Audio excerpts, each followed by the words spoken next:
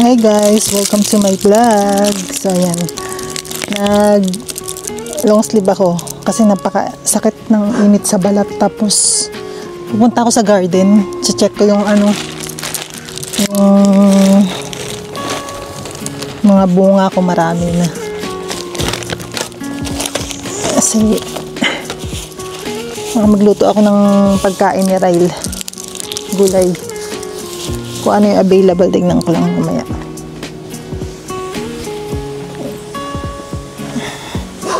Nililinis ko kasi minsan madumi talaga kung sampayan. Ang gandang weather, matutuyo to agad.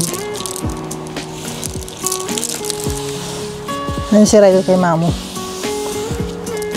Pinuntahan ni Mamo pero naka-on naman yung CCTV ni Ryle. Naglaban na ako kasi nga nadumihan ni Ryle yung paborito niyang kumot. Para magamit niya agad. Meron naman siyang alternative kaso hindi gaya na itong lagi niyang ginagamit. Meron siyang dalawang extra. Hindi na kasi ako makabili ng ganong klase. Ubos na yata sa binilan kong shop. So, mga towel natin. 3 days pa lang to. Sana hindi ko pa ito lalaban eh. Sinabay ko na kasi kakaunti lang yung lalaban ko. Nasunog kasi yung ganito ko kalalakad namin ni Ryle ang half day. Hindi naman ako naglalagay ng ng sunblock lotion. Sinabay yung ni Ryle. Ito, yung paboritong kumot ni Ryle, Hindi pwedeng mawala. Kaya kailangan makahanap ako ng isa na to para may extra siya.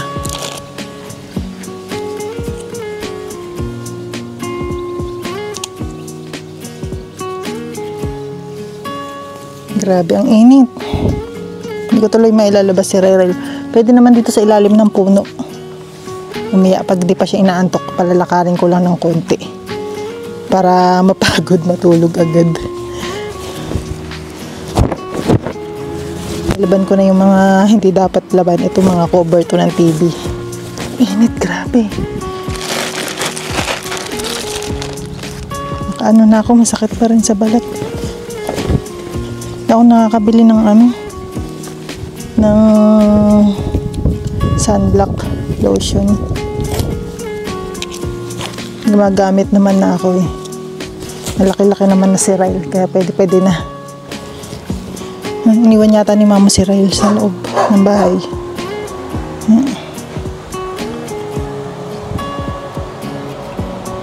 Iniwanan ni Mama. Silipin ko lang. Iniwanan niya sa kwarto. Siguro nilalagyan niya ng battery yung doorbell. Naubos na yung battery ng doorbell kalalaro ni Ryle.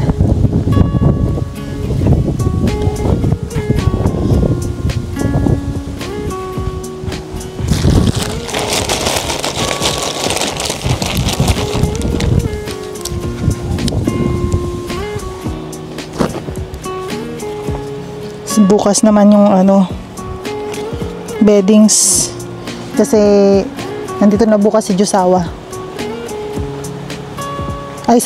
Sa Saturday. So labang ko na lahat ng beddings para makapagpalit ako. Tapos yung ginagamit ko kasing kumot kay Josawa yun Hindi talaga nawawala ang bandumi sa washing machine. Ayan meron pa ice cream. Nakusot nga saglit. Tuluan ako ng ice cream ng hipag ni Anday sa likod.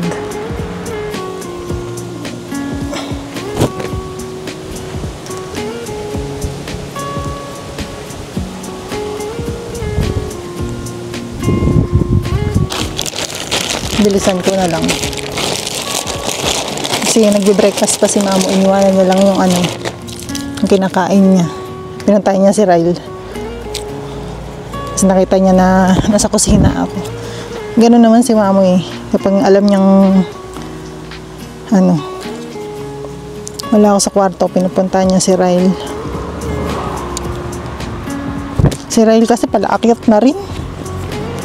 Hindi na rin talaga pwedeng iwan-iwanan kahit naka CCTV. Bigla na lang umaakyat. Sobrang likot, as in. Yan, tapos na tayo. Bukas naman yung mga beddings. Ito, for now, ito muna. Kasi hindi ko na maharap lahat ngayon at baka kapusin ako sa oras at magpapatulog pa ako kaya yung mamaya. Ngayon lang matupi. Ano na ba ito ginagawa ko? Nakalimutan ko na.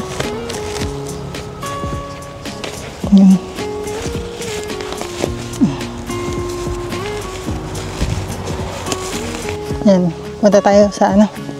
Ba't ko pa taong ano. Ba't dinala ko pa ito. Iwanan ko na lang. Balik. Mga madumihan. Nagayan ko ng mga malinis na damit. Tingnan natin. Kalimutan ko magdala ng lagayan. Tas sana ako ng ano, ng raspberry. Ayan guys, tingnan nyo yung raspberry, oh. Ang dami ng hinog. Ayan. Ang dami ng hinog guys. Pero hindi pa masyadong sobra-sobra. Ayan. Ay, may insekto. Ang ganda. Try nga natin to. Hindi ko naman siguro ikamamatay yung ano. Yung kumain na yung dinapuan na insekto. Ang tamis. Tamis. Ang dami ng bunga. Ang dami ng hinog. Ang dami na. Ayan. Baka mag-harvest na yan si Mamo next week. Pag sobrang dami, ano, dinadala niya doon sa factory na to. Yung mga nagjujuicing. Yan.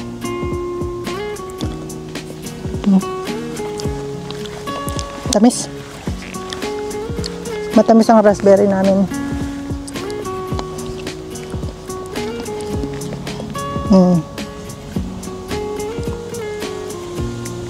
Yung isang side ano, yung isang side hindi na nila masyadong, ayan yung cherry, oh, hindi na pinapansin. Yung isang side na raspberry hindi na nila inano, binuhay. Okay na daw to kasi parang napapagod yata si Mamo. Ay, biglang sukal na dito. 1 week lang ako din nakapunta.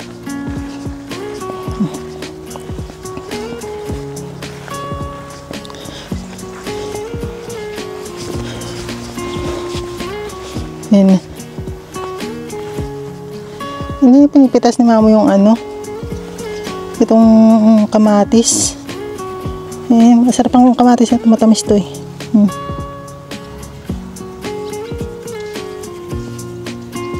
Cherry tomato.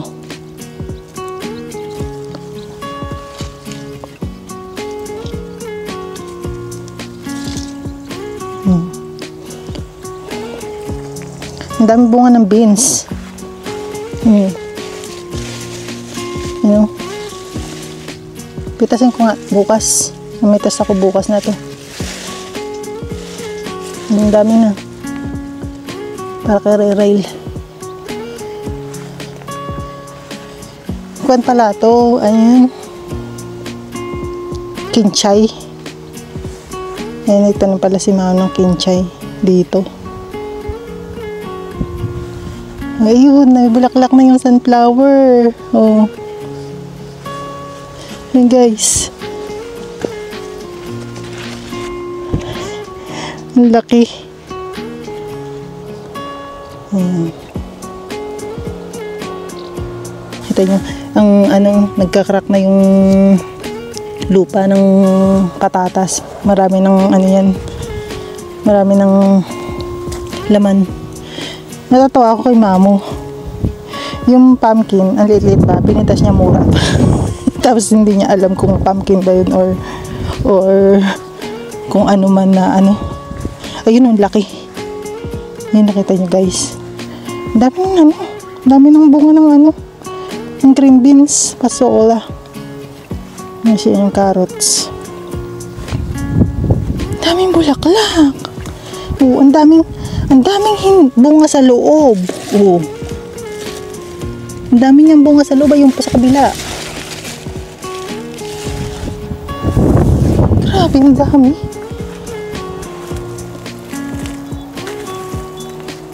Sarap sana yung ano, yung kuan, bulaklak ng pumpkin, parang ano rin siguro yan sa kalabasa, di ba? Oo. Dami. Sabihin ko kay Mama, mamitas na ako. Tapos ayan, kahapon kasi namitas na siya nito eh. Siya ang namitas. Busy ako kay Bebe. Nawala na yung melon. Nasaan na yung melon ko? Nawala na. Oo, ayun din oh, sa loob ang daming ano, pumpkin. Hindi naman lahat mauubos siya ni Ryrel, baka pamigay na lang din kung may kukuha dun sa harap ng bahay. Ang daming bulaklak in fairness ah. Gisa ko kaya yan, ano? Yung bulaklak. Ano pwede yun?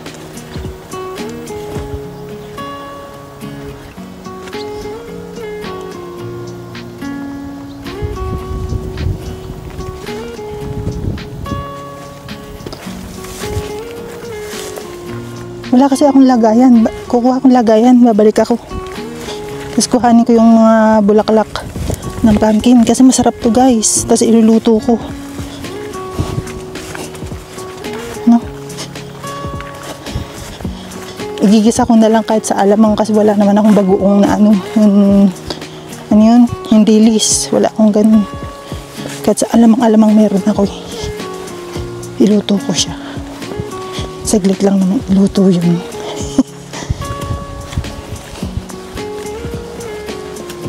Nakita niyo yung apple, yung green apple. Marami nang yung hinog. Ay, bunga. Hindi pa siya hinog. Maliliit pa to. Lalaki yan, malalaki hinog bunga niyan. Kaso, uuwi na kami Netherland. Baka pagbalik namin, ano na siya. Nagkakalaglag na. Hindi na kasi mahilig si Mamo dyan. Minsan lang siya pipitas kapag gagawin niyang hot cake. Ito guys, yung papaalam ako kay Mamo na may gagawin ako para makapagpitas ako. Ano ko ilagayan ni Mama yung pinaglalagyan niya talaga ng ano, ng ani.